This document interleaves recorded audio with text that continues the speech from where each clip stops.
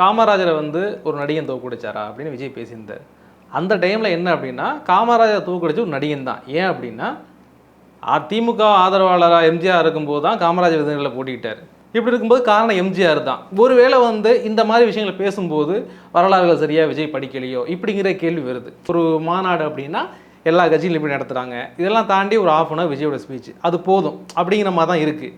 இன்னொரு மாநாட்டில் இப்போ ஆணவ கொலைகளை பற்றி பேசியிருக்கலாம், இப்படிங்கிற கருத்துகளும் வருது. இல்லை, நான் எப்போவுமே வந்து பல நேர்காணல்களில் சொன்னது தான், இதை பேசியிருக்கலாம் அதை பேசியிருக்கலாம்ன்றது தான் இந்த நெறியாளர்களும் செய்தியாளர்களும் ஊடகங்களும் தொடர்ச்சியாக சொல்லிக்கிட்டு இருக்கே தவிர்த்து. இல்லை, அது ஏன் சொல்ல நான் என்ன சொல்கிறேன்னா, முதன்மை சக்தின்னு சொல்கிறீங்களா, அதனால அதை சொல்கிறேன். முதன்மை சக்தி தான் இல்லைன்னு டிக்ளேர் பண்ணுங்க, நான் பண்ணுறதுக்கு தயாராக இல்லை. இல்லைன்னு டிக்ளேர் பண்ணலை. இல்லை, நான் திரும்பவும் கேட்குறேன், காமராஜரை தோற்கடித்தது இதே அரசியல் கட்சிகள் தானே, அதில் மாற்றம் நடிகர் சொல்லும்போது தான் அந்த கேள்வி வருது.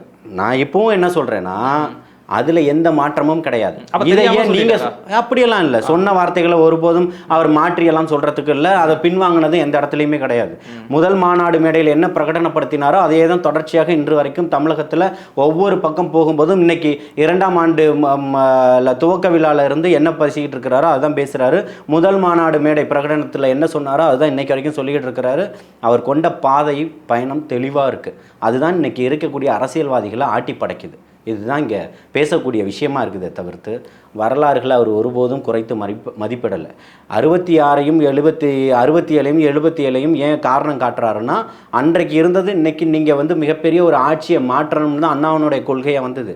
ஆனால் அண்ணா கொண்டு வந்த கொள்கையின்படி அந்த கட்சி இல்லைன்றதுனால தான் திரும்ப எம்ஜிஆர் அவர்களால் இன்னொரு ஆட்சி கட்டமைக்கப்படுது. அப்போ அந்த கட்சி இன்னைக்கு எம்ஜிஆர் ஆரம்பிக்கும் போது இருக்கக்கூடிய ஒரு கொள்கையாக இன்னைக்கு இல்லை அப்படின்றது தான் அவர் கார்னர் பண்ணுறார். என்ன சொல்ல வராருன்றதான் நீங்கள் பார்க்கணுமே தவிர்த்து